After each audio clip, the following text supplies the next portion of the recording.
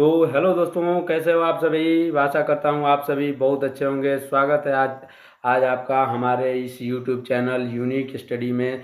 जैसा कि आप जानते हैं, आपका 18 जून आरआरबी एनटीपीसी का 18 जून के सेकंड शिफ्ट का एग्ज़ाम ख़त्म हो चुका है और हम इसमें जितने भी सवाल पूछे गए थे उन सभी क्वेश्चंस को लेके आए हैं। आपको एनालिसिस करके बताएंगे तथा 100% एक्यूरेट आंसर के साथ उस क्वेश्चन को सॉल्व भी करेंगे। तो चलिए शुरू करते हैं। अगर आपने वीडियो को लाइक नहीं किया है तो वीडियो को लाइक कर दें तथा चैनल को सब्सक्राइब भी कर दें, ताकि आने वाले सभी शिफ्टों के answer and question and answer आपको मिल जाएं। ये क्वेश्चंस आने वाले दिनों के लिए भी, आने वाले शिफ्टों के लिए भी बहुत महत्वपूर्ण है तथा ग्रुप डी के लिए भी बहुत महत्वपूर्ण होने वाले हैं। तो चलिए शुरू करते हैं। अपना पहला क्वेश्चन है, निम्नलिखित में से कौन सी नदी यमुना की सहायक नदी है। क्या है क्वेश्चन दोस्तों?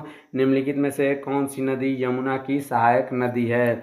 इसका आंसर हो जाएगा ऑप्शन नंबर डी।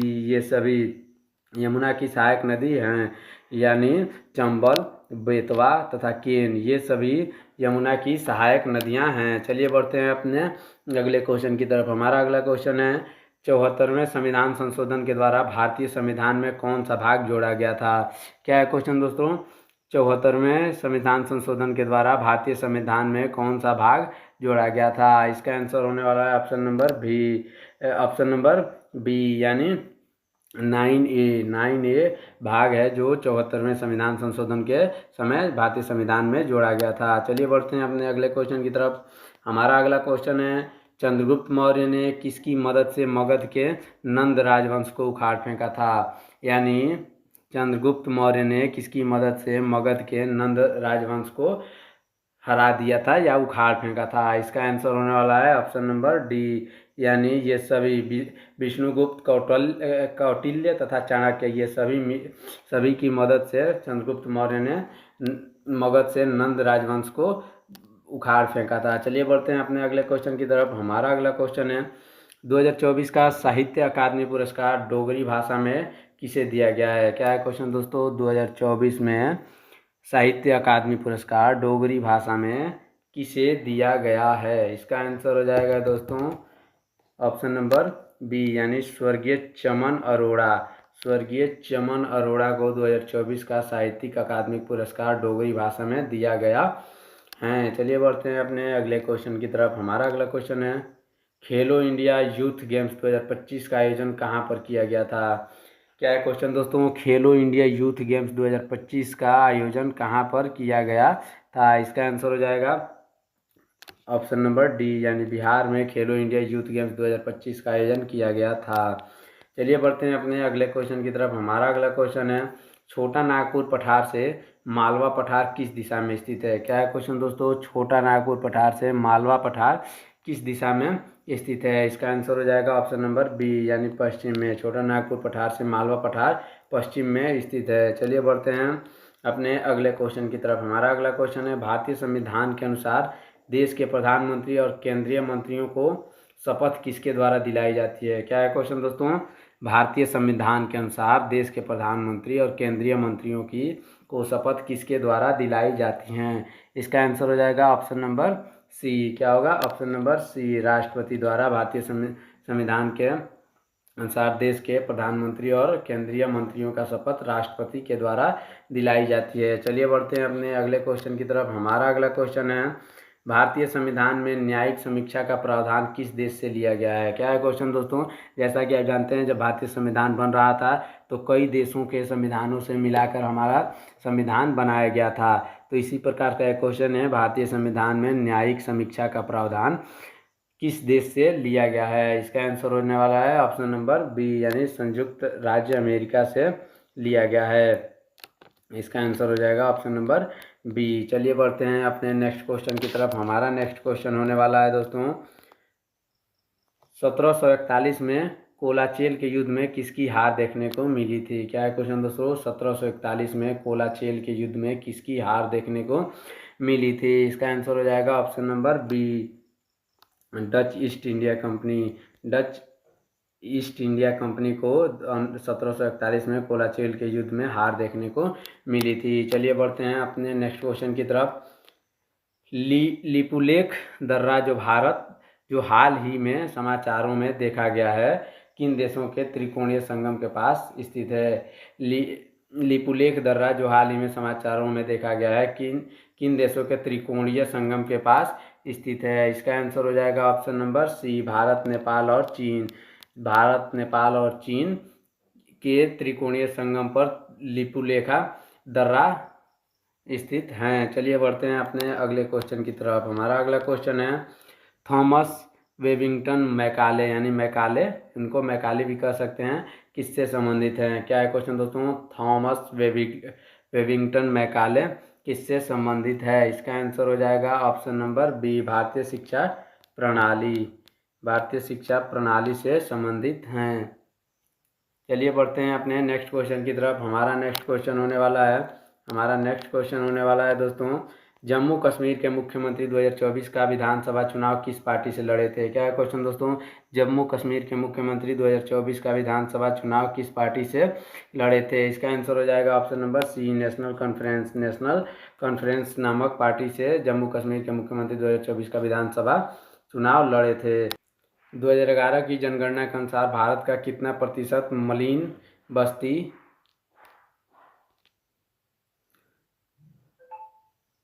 2011 की जनगणना के अनुसार भारत का कितना प्रतिशत मलिन बस्ती या झुग्गी बस्तियों में रहते हैं कुल आबादी का।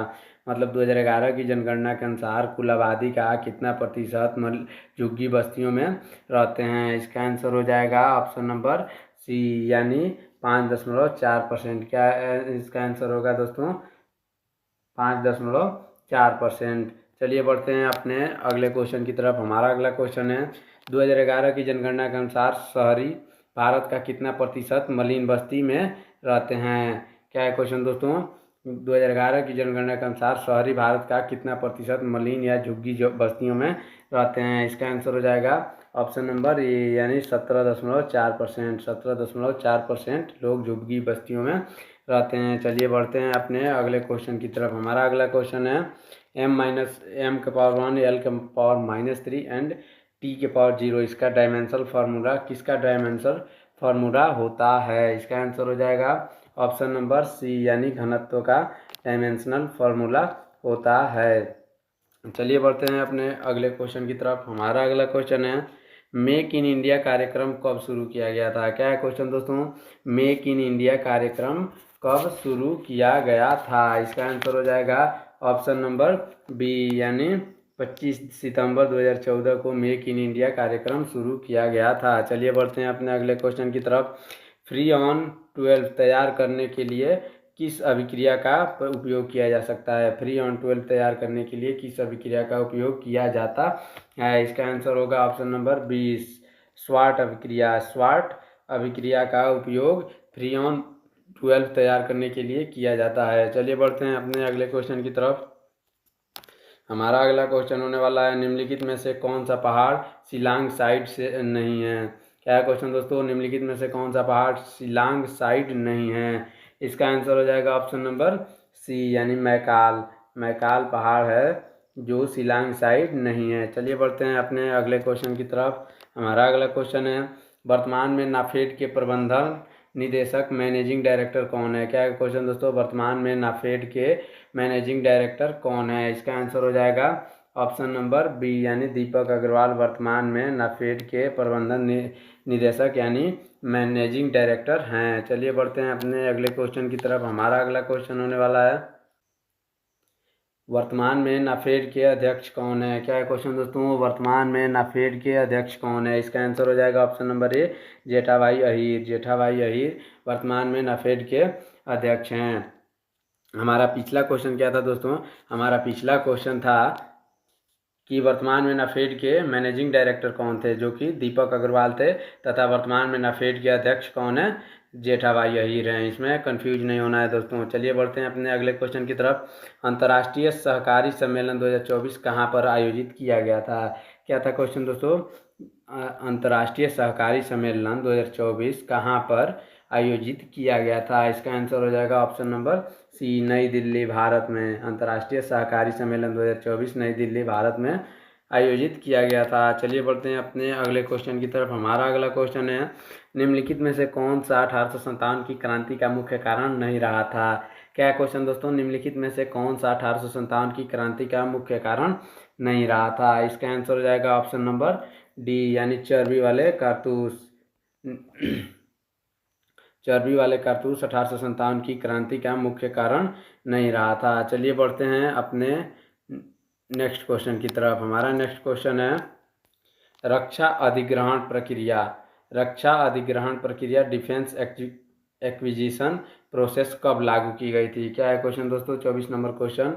रक्षा अधिग्रहण प्रक्रिया जिसे डिफेंस एक्विजिशन प्रोसेस भी कहा जाता है, कब लागू की गई थी? इसका आंसर हो जाएगा ऑप्शन नंबर सी, 2020 में रक्षा अधिग्रहण प्रक्रिया लागू की गई थी। चलिए बढ़ते हैं अपने नेक्स्ट क्वेश्चन की तरफ। हमारा नेक्स्ट क्वेश्चन होने वाला है दोस्तों एक्सेल में फॉर्मूला बार का मुख्य कार्य क्या होता है? क्या है क्वेश्चन दोस्तों? एक्सेल में जो फॉर्मूला बार होता है उसका मुख्य कार्य क्या होता है? इसका आंसर हो जाएगा ऑप्शन नंबर बी, सेल में डेटा को फॉर्मूला या फंक्शन को देखने और संपादित करने की सुविधा प्रदान करना।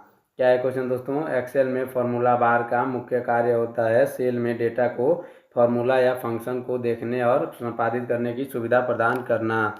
चलिए बढ़ते हैं अपने अगले क्वेश्चन की तरफ। हमारा अगला क्वेश्चन है विंडोज ऑपरेटिंग सिस्टम में विंडोज एक्सप्लोरर खोलने के लिए किस कीबोर्ड शॉर्टकट की का प्रयोग किया जाता है? क्या है क्वेश्चन दोस्तों? विंडोज ऑपरेटिंग सिस्टम में विंडोज एक्सप्लोरर खोलने के लिए किस कीबोर्ड शॉर्टकट का प्रयोग किया जाता है? इसका आंसर हो जाएगा दोस्तों ऑप्शन नंबर सी, विंडोज की प्लस ई। विंडोज की प्लस और ई का प्रयोग अगर हम करेंगे तो विंडोज ऑपरेटिंग सिस्टम में विंडोज एक्सप्लोरर खुल जाएगा। चलिए बढ़ते हैं अपने अगले क्वेश्चन की तरफ। हमारा अगला क्वेश्चन है विंडोज में नया फोल्डर बनाने के लिए किस शॉर्टकट कुंजी का प्रयोग किया जाता है? क्या है क्वेश्चन दोस्तों?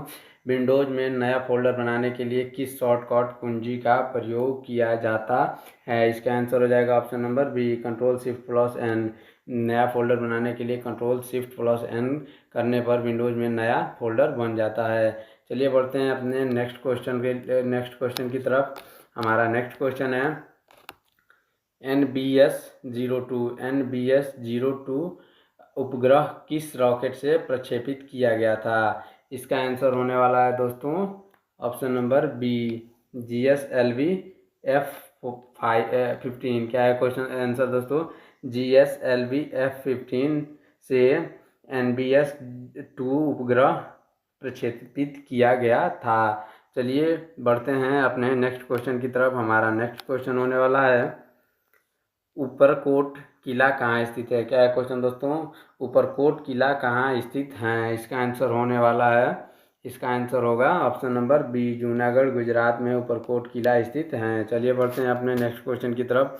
हमारा नेक्स्ट क्वेश्चन है CV रमन ने 1926 में कौन सी पत्रिका की स्थापना की थी? क्या है क्वेश्चन दोस्तों? CV रमन ने 1926 में कौन सी पत्रिका की स्थापना की थी? इसका आंसर हो जाएगा ऑप्शन नंबर बी, यानी journal of physics, Indian journal of physics.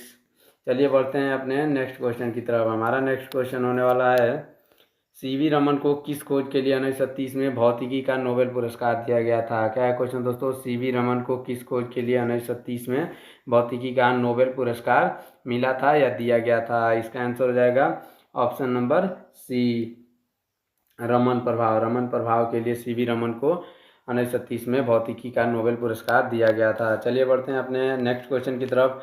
RBI द्वारा घोषित कर भुगतान की नई UPI ट्रांजैक्शन सीमा क्या है विशेष मामलों में? क्या है क्वेश्चन दोस्तों? RBI द्वारा घोषित भुगतान की नई UPI ट्रांजैक्शन सीमा क्या है? इसका आंसर होने वाला है ऑप्शन नंबर डी, यानी 2 लाख और 2 लाख से 5 लाख तक। चलिए बढ़ते हैं अपने नेक्स्ट क्वेश्चन की तरफ। हमारा नेक्स्ट क्वेश्चन होने वाला है प्रधानमंत्री शहरी योजना कब लागू हुई थी? क्या है क्वेश्चन दोस्तों? 33 नंबर क्वेश्चन, प्रधानमंत्री शहरी योजना कब लागू हुई थी? इसका आंसर होने वाला है ऑप्शन नंबर बी, 25 जून 2015 को प्रधानमंत्री शहरी योजना लागू हुई थी। चलिए बढ़ते हैं अपने नेक्स्ट क्वेश्चन की तरफ। हमारा नेक्स्ट क्वेश्चन है मौर्य काल के सिक्के मुख्य रूप से किसके बने होते थे? क्या है क्वेश्चन दोस्तों? मौर्य काल के सिक्के मुख्य रूप से किसके बने होते थे? इसका आंसर होने वाला है चांदी और तांबा। क्या आंसर होने वाला है दोस्तों? चांदी और तांबा। मौर्य काल के सिक्के मुख्य रूप से चांदी और तांबा के बने होते थे। चलिए बढ़ते हैं अपने नेक्स्ट क्वेश्चन की तरफ। हमारा नेक्स्ट क्वेश्चन है नीति आयोग और periodic labour force survey report के अनुसार 2022-23 में भारत में जब 15 वर्ष और उससे अधिक आयु के लोगों को बेरोजगारी दर कितना हो गया है। क्या है क्वेश्चन दोस्तों, नीति आयोग और periodic labour force survey report के अनुसार 2022-23 में भारत में 15 वर्ष और उससे अधिक आयु के लोगों की बेरोजगारी दर कितना हो गया है। इसका आंसर हो जाएगा ऑप्शन नंबर डी 3.2%। 3.2% बेरोजगारी दर हो गई है। चलिए बढ़ते हैं अपने नेक्स्ट क्वेश्चन की तरफ। नेक्स्ट क्वेश्चन है हमारा, खेलो इंडिया यूथ गेम्स 2025 का शुभंकर क्या रहा था। क्या है क्वेश्चन दोस्तों, खेलो इंडिया यूथ गेम्स 2025 का शुभंकर क्या रहा था। इसका आंसर हो जाएगा ऑप्शन नंबर बी यानी गज सीमा। क्या रहेगा, गज सीमा। चलिए बढ़ते हैं अपने नेक्स्ट क्वेश्चन की तरफ। हमारा नेक्स्ट क्वेश्चन है 2024 के आईसी ये वैश्विक सहकारी सम्मेलन का विषय क्या रहा था या थीम क्या रहा था। इसका आंसर हो जाएगा option number B. Option number B, सहकारिता सभी के लिए समृद्धि का निर्माण करती है। यही 2024 के आईएस वैश्विक सहकारी सम्मेलन का विषय रहा था। तो आज के लिए हमारा बस इतना ही। 18 जून सेकेंड शिफ्ट में इतने क्वेश्चन आए थे। आप हमें कमेंट करके बताइए कि कितने क्वेश्चन आपके सही थे, क्या यही क्वेश्चन थे, ये भी हमें कमेंट जरूर करके बताइएगा। और हमारे चैनल को सब्सक्राइब कर लीजिए ताकि आरआरबी एनटीपीसी से जुड़े, रेलवे से जुड़े ऐसे ही सभी अपडेट आपको मिलते रहे तथा सभी क्वेश्चन आंसर 100% एक्यूरेट आंसर के साथ मिलते रहें। तो चलिए मिलते हैं नेक्स्ट वीडियो में, तब तक के लिए रखिए अपना ख्याल। धन्यवाद। जय हिंद।